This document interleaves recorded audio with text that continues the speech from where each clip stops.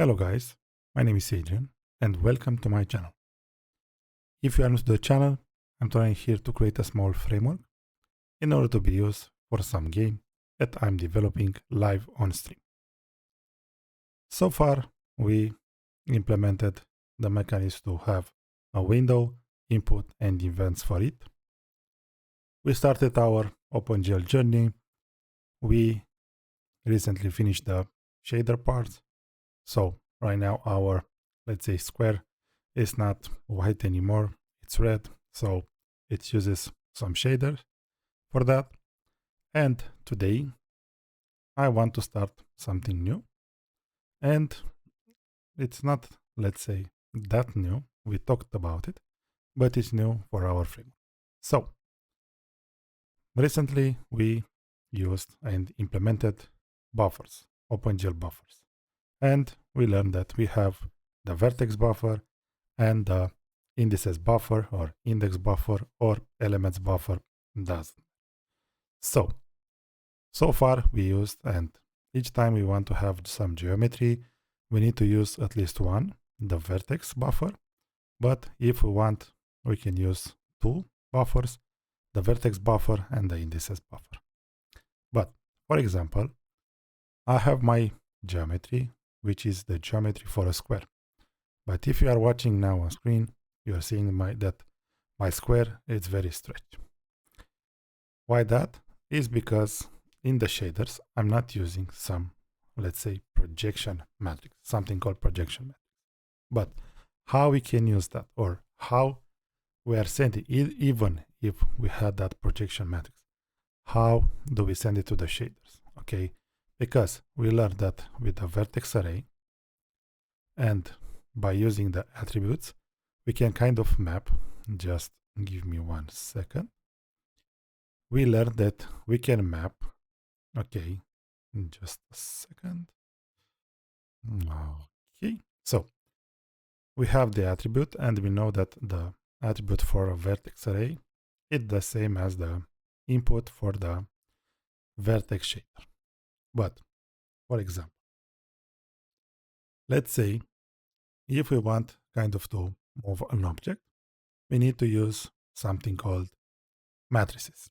Okay, this is something like mathematical and so on, but we'll talk more about those into the next video. So far, we use this structure vec3, which kind of represents something like a position with x, y, and z coordinates. And we have also some structure that we will use a lot called matrices. So how we can kind of use these matrices into the shaders. And we will talk a little about a new type of buffer, which is called uniform buffer.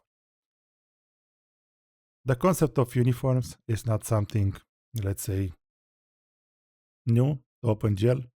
People use them a lot, but those are kind of something that were used in the past. Right now, people kind of prefer to structure more, let's say, data inside the struct and kind of to say it like, send it like a bulk into the uniform buffer. So you know that already the vertices and the indices are some types of buffers that are kind of on the GPU and so on. And today we will talk about the uniform buffers, which will help us, and it's the same principle like you have. It's the same principle like you have for the vertices buffer. You just have some data and you're kind of send it to the GPU. Okay, so let's continue. What we need to do first, let's discuss a little about the shade. In the vertex shader, but uniform buffers are also working into the fragment. How you declare one? You need to specify the layout. You have to decide the standard. This standard, you can read about it on the internet. We have 140 and you have, if I'm not mistaken, 430. The whole idea is like how the memory is packed in into the shader and so on, but we'll not discuss about it for now. Just use std 140 and it's enough. Like for the location, for the input data, we have something called binding equal 0. So it kind of applies the same mechanism like we have for the vertex array with the 0 here. We are having something like with the 0 for the uniform buffers. We write just a second uniform, and we'll have something, for example, I like to put u underscore and the name of the buffer. We can use UBO if you want to be sure that this is a uniform buffer object that we are trying to have. So let's have UBO and let's call it, for example, transform. Okay. It's kind of very similar with some struct. In C, you need to put the point and the comma after that. And for example, I will declare a math4. Okay, here. I said that we discuss about it in the next video, what it's math4 in. We'll discuss more into depth. So we have the math4 here, and we will name it model, for example. After that, we'll have another one, std 140, binding equal 1, and it will be the uniform UBO camera. And for this, we'll have two matrices, okay? And it will be just one will be projection, and we'll have another one for the view, okay? So we'll have, and we will use two uniform buffers. One, it will be for our transformation, and one for the catch. What's the catch with these uniform buffers? How we will use it? First, like I said, we'll discuss more on how to use them into the next video when we'll talk a little more about the matrices. Now we're interested just to kind of have this data filled and sent to the GPU. The catch with the uniform buffers is that the next.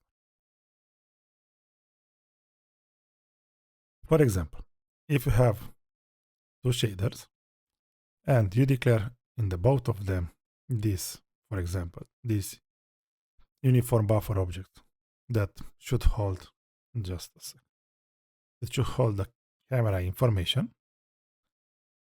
The idea is that when you declare it into the C++, let's say, part, if you are declared that, hey, I have a uniform buffer and I'm binding it to the one, the index 1, into the both shader, whatever the data you are sending in that uniform buffer, you will have it the same for both shaders. Okay, that's the good catch with the uniform buffers. For example, the information for the camera is kind of the same, and it can be used, let's say, for multiple shaders. So you don't need to declare uniforms and to have individual information. You can kind of fill a buffer, and that buffer can be used many times, and it's kind of very memory efficient in a way. So that's why it's good to use uniform buffers. So let's continue. On the shader part, this is how it looks. How we will use this view, model, and projection, I would prefer to have it into the next video. Okay, dokie. If, just a second, if we are running now the project and the shaders, we should not have any problem. They will work the same because we are not doing anything with the information, and we even didn't declare a uniform buffer. How are we using the uniform buffers? Okay. First, at least what I like to do, I like into the buffers, I would like to have a new header core called location, or we can have call them binding on location. I think location makes more sense. And init namespace core buffer, of course. Just a second. And what we'll have an enum location, and we'll have transform, camera, and I'll have one called material. So with this enum, transform will have 0, camera will be 1, material will be 2. Like 0, 1, and in the fragment we didn't declare anything, but later at some point I will for sure. Why I put this in num? Because I prefer it when I'm trying to bind some buffer to some location, some specific location.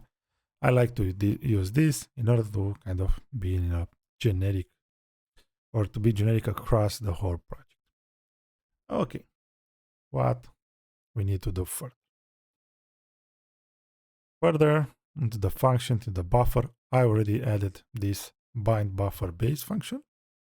Okay, and what we will do with it? First, we need to kind of create a new method into our, let's say, buffer class. We'll have the bind. We'll call it bind base, of course. And what I want to have, UI int 32, the target. Okay, because the buffers, the uniform buffers is just one other example, but we will have more types of buffers. So target means which type of the buffer. For the vertex and for the elements, you don't need to specify, but for the uniform buffers, you need. So I already added into the framework a macro for the uniform buffer. So we will use that. This is a, let's say, a number that kind of OpenGL knows what to do with it, and it will represent the target, which will be the uniform buffer. Another element that I want to do, it will be UI in 32 location, not index, not any, just location. So let's generate this function.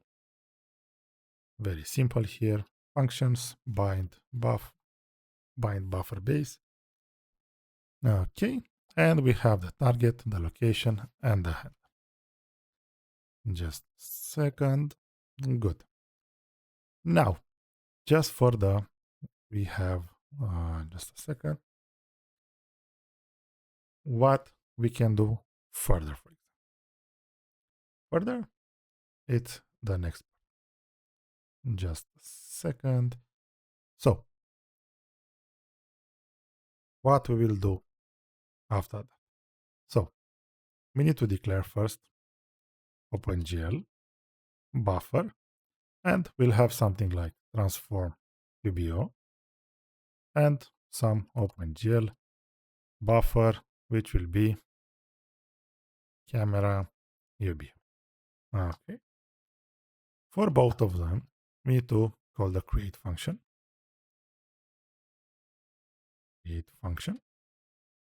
And what we need to do further, we need to call the bind base. Okay. So the target OpenGL constant uniform buffer. And what we will do here, core buffer. And we will use location transform. And for this one, camera UBO, just a second, bind base, and we will use the type uniform buffer at the target, and we'll have camera, which should be 1, and this should be 0. Okay. What we can do further, let's have a struct mat4. For example, we can imagine that we have a structure here that it's mat4. And what we can do next, first, we kind of had, like for the buffer class, we have this storage function, which uses some buffer data structure, which is just a pointer and the size. We have this make data function, helper function, that help us to kind of wrap some vector into this little nice structure. But right now, for the uniform buffers, you can still use if you want vectors, but most of the time you'll use structures, for example. So what we need to do is to have another helper function here, template, type name, and we'll have the type. I will require for this to be sure that it's a class, my type. Okay. And I will name the function static auto make data, and what it will take. It will have a constant type, pointer, of course, and it will return some data. Okay. Very similar with what we have here. But it will be something like size of the type, okay, and the pointer. Other than that, I want to make an assert here that the pointer is not null. Okay. And now, how we will use it? For example, in here, let's say for my transformation, I know that in the shader, my transformation, let's say my transform uniform buffer contains just a matrix. So what I will do, it will be transform UBO. Okay. Let's have something like this. Mat4 transform. Okay. And we'll use the storage core, make data, and we will use a reference to my transform, like to make it a pointer. And voila. If we're running the code right now, we should expect the same result because we are not doing anything with our transform. Okay, but what I can tell you is that the information that we have in our mat4, of course, it's empty, but what I can assure you is that the information will get here. We're not doing anything with it, but the information, the empty information, the corrupted information, how you want to say it, is there. So, for example, for our, let's say, for our camera uniform buffers, we can have something like a vector of mat4. We can have it like camera matrices, why not? And for it, we can have something like, I don't know, let's leave it empty. So, camera UBO, storage, make data, and camera matrix. We are sending this. So, this is how the uniform buffers are working. You don't need to bind them into the main here. You don't need to do anything else. What you need to do is just, you need to create it once. Okay. You need to set the storage, how big the buffer will be. The same applies as for the vertices and for the indices. The only difference is that, for example, you are moving your camera. Okay. I'm moving my camera, and what I need to update that uniform buffer. How do we do that? We are just adding a new function, okay, for the buffer, because the buffer needs to be updated. So we'll call it update constant core buffer data, and instead of a flag, it will take some offset, which of course by default should be 0, because in most scenarios we just want to update the whole buffer, or if you want, you can update some portion of it. How it will work? Very simple. Functions, buffer, update. We'll have the handle, the offset, the data size, and the data point. Just a second. Good. So, with this update function on the buffer, if we want, for example, at some point here, we can have something like camera UBO, update, and something like this in case we are changing the camera matrices. And this update can be called in the main loop, for example, when we are updating the camera, at least. But for now, we'll not use the uniform buffer objects because our information for the camera is kind of static. And this is it. This is what we need to have in order to use the uniform buffers objects. Like I said, this is a new type of a buffer. Into the next video, we will implement the mathematical part of the matrices, or what a matrix is in general, not the movie, of course. This is some mathematical stuff, and we'll discuss more about it, we'll implement it, and at the end, our square will not be that switch anymore. It will look like a square. So, thanks for watching. If you didn't have the chance to subscribe, now it's a good chance. If you like the video, I will appreciate it a lot. If you have a comment, some feedback, I'm pretty active in that area. So, thanks for watching, and see you in the next video where we will talk about matrices. Have a nice day and see you later. Bye bye.